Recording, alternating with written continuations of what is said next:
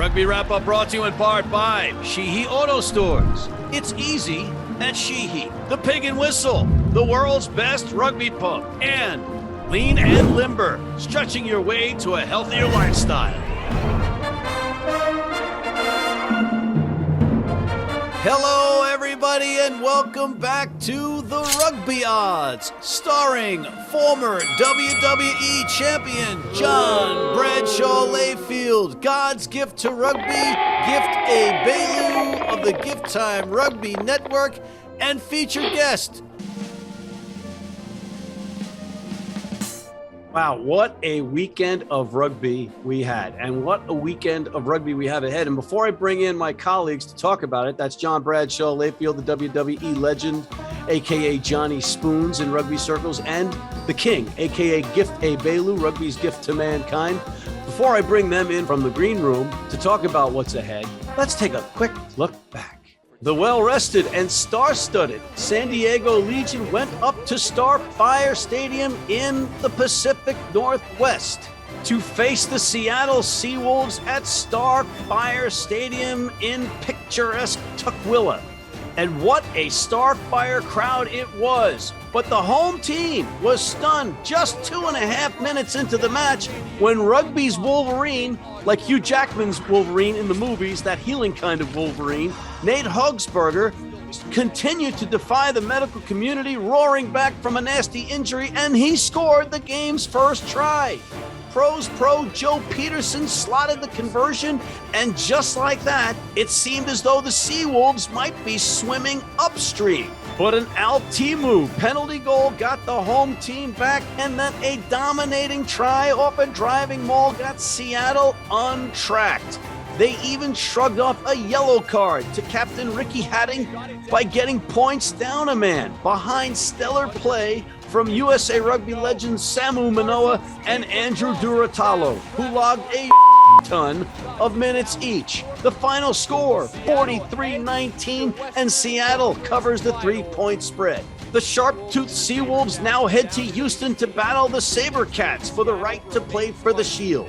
And down to Atlanta we'd go to find out who the winner of that match would face in order to hoist that shield. The Rattlers and Rugby New York met for the third time this season after splitting away victories. In the rubber match, New York threw out yet another unconventional lineup that had the likes of yours truly pulling the last hair out of his head. 5 penalty goals accounted for a 9-6 New York halftime lead. The more things change, however, the more they stay the same, and Dylan Fawcett found pay dirt off the back of a driving maul for the night's second try. The first one was a penalty try, and Jason Emery was exceptional, handling the kicking duties for a banged-up Jack Heighton with perfection. Final score, 26-19. Atlanta does not cover the 4-point spread. All right, before we get to the backstabbing, lies, and cursing from John Bradshaw Layfield and Gift Egbelu, let's take a quick break. Selling or trading in your vehicle? Sheehy makes it easy. With Easy Trade, start online or visit us in store. We want your vehicle, and we'll give you up to 125% of KBB value. It's easy at Sheehy. Sheehy.com. If you're in New York City and want to watch some great rugby, have some great food, and some great times, go to the world's best rugby pub, the Pig and Whistle on West 36th Street.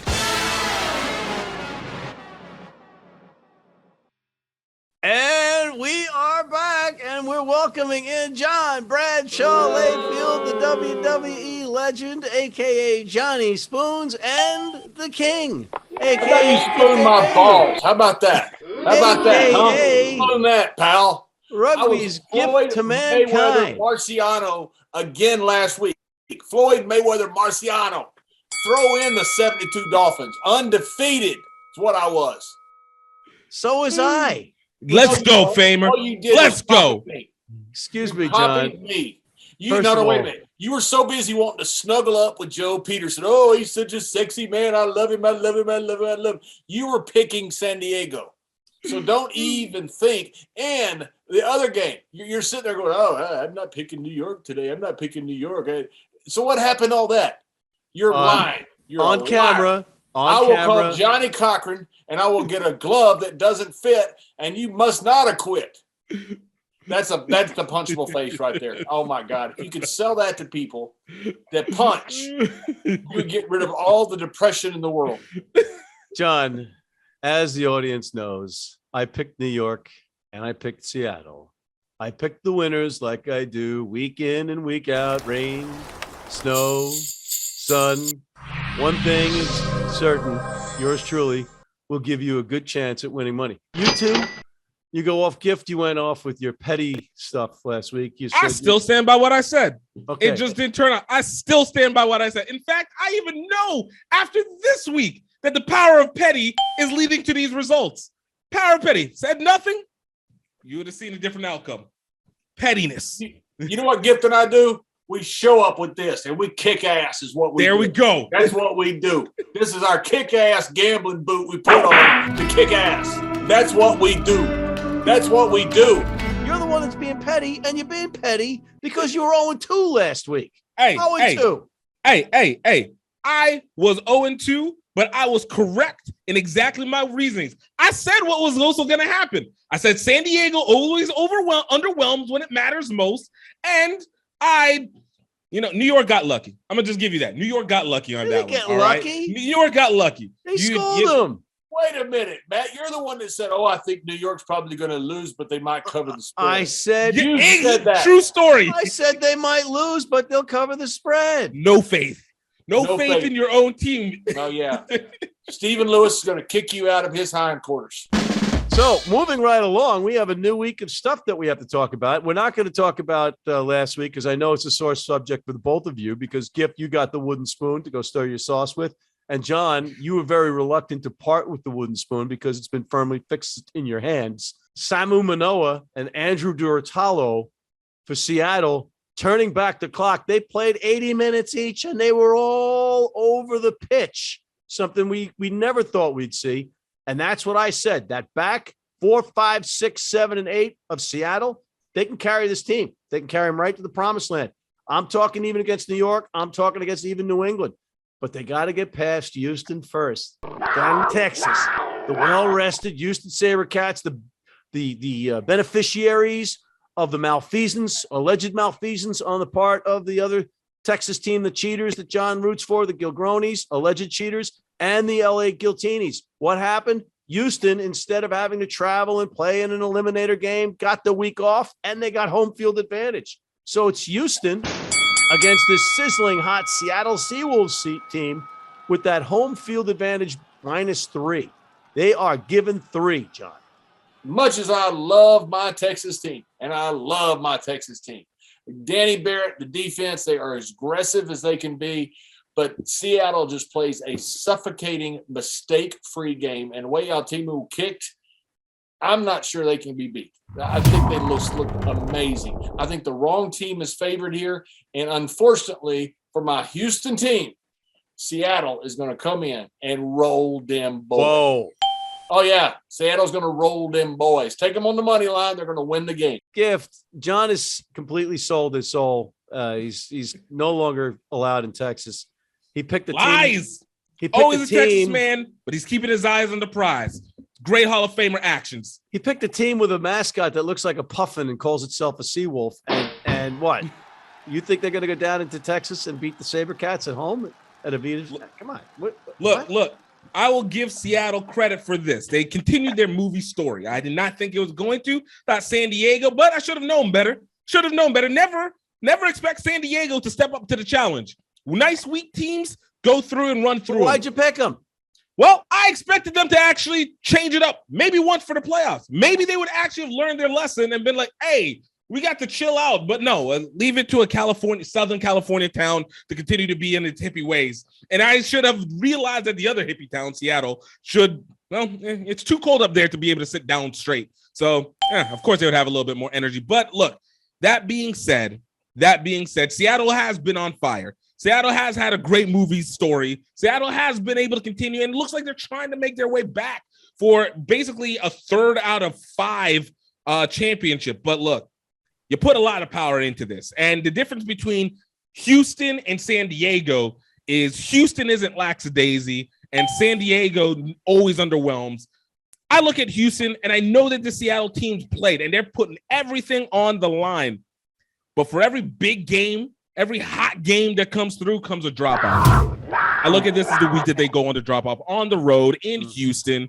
Houston is ready. I also will put the humidity out there again. It might not have worked so well against New York, but I'm going to put it out there as well. I think Houston is more mentally prepared to not underestimate what Seattle is going to do. And I look for Houston to take the points and the win in this. There's a lot in there. Lackadaisy was in there. It's a lackadaisy town. San Diego disappoints when it matters. Lackadaisy town. Lackadaisy town. Lackadaisy town. From a born-ass town to a lackadaisy town. It was a down drop. I believe you're taking Houston, right, Gift? I am taking Houston. Points and win. See, the guy from Louisiana who's loyal to that area, if he was on this show, because Gift is actually from New Jersey. Actually, I need to get back on Rusty. All right. He came at me. We're gonna get the get back. All right. We're gonna get the get back. It's on now. The villain is here. Okay. All right. This is where I go to logic. I say Seattle is on fire. They're the hot team. They've got the hot hand. They've got the bodies, the big bodies. They might not have Brad Tucker. They might not have Ben Landry back yet. We're not sure at this point when we're taping this. Lepetti didn't play last week, and that back line didn't miss a beat, and he's one of the best centers in the league. He may or may not be back with that ankle sprain. I think he's going to be at least on the bench, and that just gives him another weapon off the bench if they get him back. I think Seattle goes in there and upsets Houston in Texas. Yeah, John. Let's take a quick break and come back with our Eastern. You copied me. All right, hold that thought, and we'll be back with our Eastern Conference pick after this. Rugby Now, delivering premier brands to players and coaches. Our quality and heritage make for a winning presentation. Your orders are guaranteed same-day shipping. Drop by our online store and follow us for exclusive content. RugbyNow.com. I've been blind since I was 4.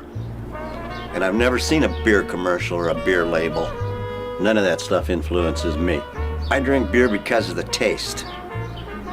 And my beer is Pabst Blue Ribbon. It has the taste and the flavor. What do you think's on the label? I think there's a naked woman riding on a unicorn, jumping over fire.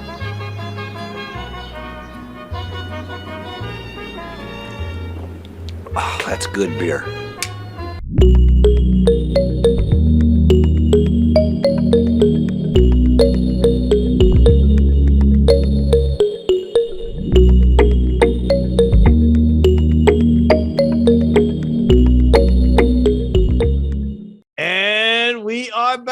John Bradshaw Layfield, a.k.a. Johnny Spoons, and Gift Egbelu, Rugby's Gift to Mankind, a.k.a. The King. Guys, we got that other match. Could you start your close right now so that we're done by midnight? Oh, because it normally lasts like 3 to 4 hours. It's like, hey, we want to thank so-and-so, we want to thank so-and-so, thank somebody else, we want to thank somebody else. No, because this just happens for magic, okay? We don't thank people. We don't try to market other things and work with sponsors. You don't have time for that, John? No, I don't. Oh, really? No, screw the sponsors. Oh, really? Yes, really. Mr. used to paint sponsors on your underpants and get in a ring. I've never painted a sponsor on my underpants. Sure. Well, you had somebody else do it, and that's a whole different story. But let's get to the Eastern. Let's get to the Eastern Conference final between New England's Flapjacks, or the Flapjackals, and Rugby New York. And it's New England -6 at home in Quincy, Massachusetts. There's John with his free Flapjackals shirt. John, so does this mean you're going to once and for all put that jersey on, or are you going to pick the Flapjackals? What are you going to do? No. Putting that jersey on is like 10 pounds of potatoes in a 5-pound potato sack. Okay, pal? It wouldn't look that good. All right? Old fat men don't wear shirts like that, all right? I'm age appropriate. There's nothing appropriate. There is nothing in your life that says that you're appropriate about anything. Let's just back that up. All right. Now let's see if you're appropriately picking this game correct. Unlike you, I said New York is going to win this game. Said it. Said they're going to go into the snake den. Said they're going to roll them boys. And that's exactly what they did. They shut them down. They suffocated them. They ran. They kicked. They did everything very, very well. I've said all along, New York plays to their competition. At times, that's wonderful. And at times, that has been bad. This is the biggest competition they'll face. And this is the biggest game of the year. I think this is the true championship. I think whoever wins this, as long as they come out of this relatively healthy, is going to be the champion the following week. And I think that New York is going to go up there and not only cover the spread, I think New York is going to win the game. Whoa. And, Yep. and ladies and gentlemen, it doesn't matter that we don't have the rosters while we're making these picks, because Marty Veal, the head coach of New York, will just change the rosters anyway, right? They're all going to play. They're going to play their best team. This isn't like a mid-season game where you're thinking, okay, we're going to rest a couple guys. We got a big game coming up. This is the biggest game of New York's entire franchise history. And they're playing a great team in New England. They're going to have to play mistake-free, but I think they can do it. This is going to be the game of the year. Not a doubt in my mind. This is going to be a terrific rugby game. And I believe New York wins. Well, it's all about gamesmanship, and that's what Veal does. He's always tinkering with the emotions of the opposition, but he screws me up when I'm trying to shoot shows on a Saturday night. But Gift, because you're at the top of his list of things I should he wants to take care of. Hey, Marty, right here, top of the list, top of the heap, guy. New York. How you doing? A number one. This guy right here is ahead of you on the list with Marty Veal. I guarantee you, Marty Veal would consult with Weenie the Pooh right here before he would consult with you. Did you say Weenie the Pooh? It's Weenie the Pooh. That's exactly what his name is. Exactly. He said Winnie the Pooh's cousin from another uncle is right. more It's important Weenie the Pooh, than not you. Winnie the Pooh. And he's from Texas. 6 points, Gift. I say this when it comes to each and every rivalry game. Rivalry games are not real, especially in the regular season, but even more so in the playoffs. This is now the point where neither teams underestimate themselves. There's no way in God's green earth that 6 points is going to be put of a difference. There's no blowouts happening here. So for in this situation, I'm going to put it for New York on the points. I didn't say for the win, but at least for the points. I'm picking winners all the way up that ladder. These two are behind me picking cherries, if you know what I'm saying. How you doing? This one is going on paper to be, only, not in reality. You're both correct about this match being a very good match. And we don't really have a gauge from the last match they played against each other because the lineups were absolutely screwy up in Quincy, Massachusetts. A great facility, a great rugby pitch for both these teams to showcase their individual talents. There's going to be a lot of points scored, so I would take the over. 6 points is a lot of points. New York. Go ahead. Pick New York. Hurry up. Come on. Just go ahead and pick New York. Well, Gift, I'm definitely in your school of thought that I'm New York will watching cover the the Mayan spread. calendar. It's so slow, you picking. All right? It's not even a stopwatch. I'm actually watching the Mayan calendar. You are so slow in picking New York. Go ahead and pick New York. I know New York is going to cover the spread. Feel it in my bones. Feel it in my bones. And that's all that matters on this show. So I don't have to say who's going to win the game. Who's going to win? On that What note, if you had to pick the money line? win? It's a gambling show. What if you had to pick the money line? I would take New York. Of course. Oh, that's a shocker. Shocks. Guys, we're basically out of time. So final thoughts, John Bradshaw Layfield.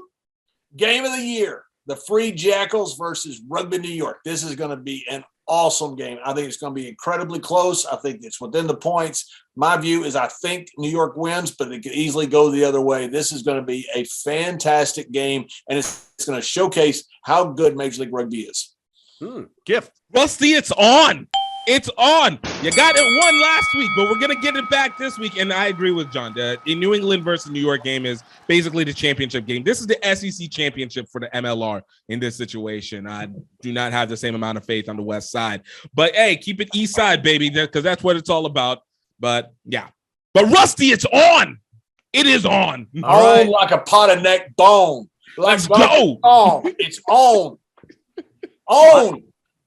I just like the stories coming out of the West. You had two teams left for dead, basically, or not not exactly in the positions they were in Houston and Seattle, and they have taken full advantage of this opportunity. They're going to play in a hell of a rugby game down in Texas on that beautiful field, the Cat's Meow trademark. And I think that Seattle comes out on top of that one because they got more of those bigger bodies, those mobile bodies. But then the New York, New England game, that's going to be a dandy. It's a good weekend for USMLR fans. On that note, I want to thank Mr. John Bradshaw Layfield, the WWE legend, a.k.a. Johnny Spoons, Mr. Gift Egbelu, the king and rugby's gift to mankind. Thank you for tuning in. Please check out our other shows, including MLR Weekly and our College Rugby Wrap-Up, and hit that subscribe button on YouTube. Join our weekly newsletter, and please sign up for our American Red Cross Blood Donor Team.